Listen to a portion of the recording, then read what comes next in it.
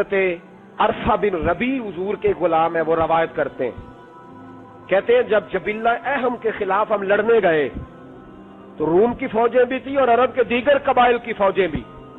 کہتے ہیں ہمارے سپہ سالار کا نام حضرت خالد بن ولید تھا، معمولی آدمی نہیں جسے نبی پاک نے فرمایا یہ اللہ کی تلوار ہے. سیف اللہ خالد بن ولید سپہ سالار تھے، لیکن کہتے ہیں کہ ہم نے ذرا سا حملہ کیا تو انہوں نے اتنی سخت ہم پر مزاحمت کی کہ مسلمان کہنے لگے آج بچ کے نہیں جائیں گے. کہتے ہیں ہم سارے حضرت خالد بن ولید کے قریب گئے. یہ کوئی ہم نے نہیں حوالہ لکھا، یہ تاریخ اسلام، ان کو سارے مسالک پڑھتے. کہا حضرت خالد بن ولید سے کہ حضور مسئلہ کیا ہے، کسی جنگ میں پیچھے نہیں اٹھے، آج کیا ہوا؟ جناب خالد بن ولید کہنے لگے میری ٹوپی گھر رہ گئی ہے. میری کوئی نہیں سمجھ آئی آپ کو؟ میری؟ انہوں نے کہا حضرت صاحب ٹوپی ہم سے لے لیں. کہنے لگے وہ والی نہیں، میرے والی رہ گئی ہے. ٹوپی کا جنگ سے کیا مطلب ہوا، تلوار سے کیا مطلب ہوا؟ تو آپ فرمانے لگے میں نے اپنی ٹوپی میں نبی پاک کے 3 بال مبارک سیے ہوئے ہیں، 3 منہ مبارک. امت غور کرے اس بات پر، 3 منہ مبارک کے ٹوپی کے اندر سیے ہوئے. فرمانے لگے تلواریں تو سب کے پاس ہیں، مجھ سے بہادر سیانے بندے بھی ہیں، پر جب میں حضور کے منہ مبارک سر پہ رکھ کے میدان میں نکلتا ہوں تو فرمایا پھر اللہ مجھے ہر میدان میں کامیابیاں عطا فرماتا ہے. یہ نظریہ دیکھو، عقیدہ دیکھو، تبرک کی کوئی نہیں، برکت کی کوئی نہیں. کہاں بیٹھ کے دین پڑھا؟ یا ہمیں سمجھا لو یا پھر ہم سے ایک کام ضرور کرو بھائی، ایک طرف تو آؤ نا. حضرت خالد بن ولید کہنے لگے ٹوپی رہ گئی ہے. صحابہ دلیری دینے لگے کچھ نہیں ہوتا، قربان جائیں. حضرت ابو عبادہ بن جراح کہتا ہے میں مدینے میں سویا ہوا تھا تو نبی پاک مجھے خواب میں ملے.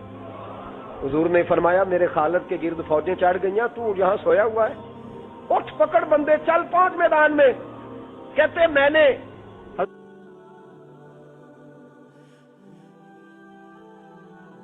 عبادہ بن جراح کہتے ہیں میں صبح اٹھتے ہی میں نے لشکر تیار کیے، گھوڑے دوڑائے، مدد کے لیے نکلے. جب ہم رستے میں جا رہے تھے تو ایک ہمیں نوجوان ملا گھوڑے پہ، سر پٹ گھوڑا دوڑا رہا ہے اور بڑی اس کی تیزی ہے. کہتے ہم نے آواز دی تو اس نے اور تیز کر دیا.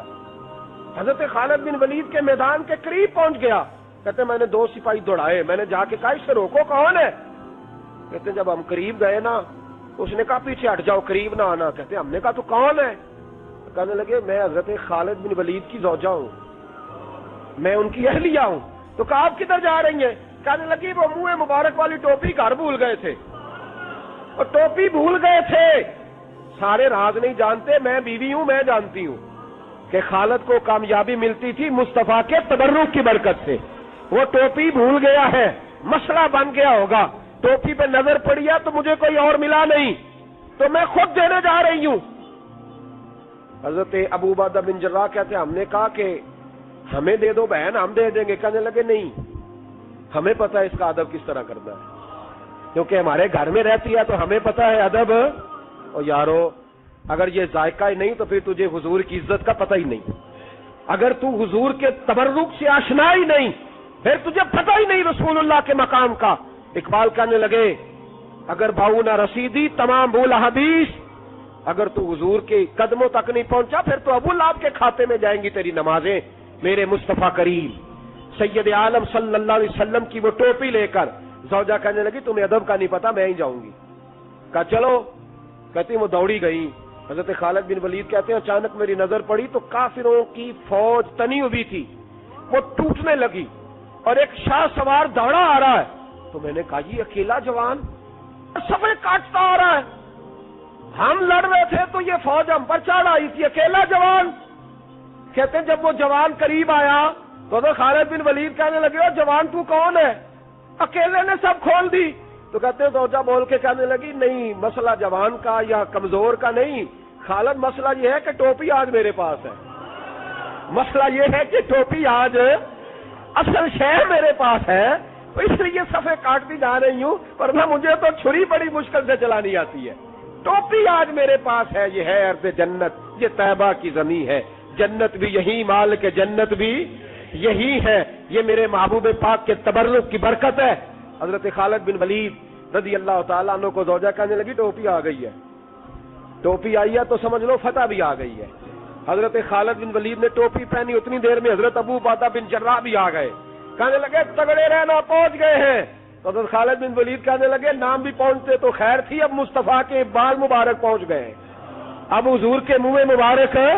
او بھائیو یہ تبرک حضور جہاں رکے, صحیح بخاری, صحیح بخاری, صحیح بخاری حوالہ میرے ذمے. تو مسجد نبی کی دیوار نہیں نہ چومنے دیتا, تو حضرت حلیمہ کے گھر کا بوسہ نہیں نہ لینے دیتا. صحیح بخاری. حضرت عبداللہ ابن عمر مدینے کے مفتی, جنہیں میرے نبی پاک نے فرمایا راجل صالح, یہ نیک آدمی ہے. وہ جب جاتے تھے نا بیت اللہ شریف, مکہ معظمہ, تو وہ جگہ ڈھونڈ ڈھونڈ کے نماز پڑھتے تھے جہاں میرے نبی نے نماز پڑھی ہے.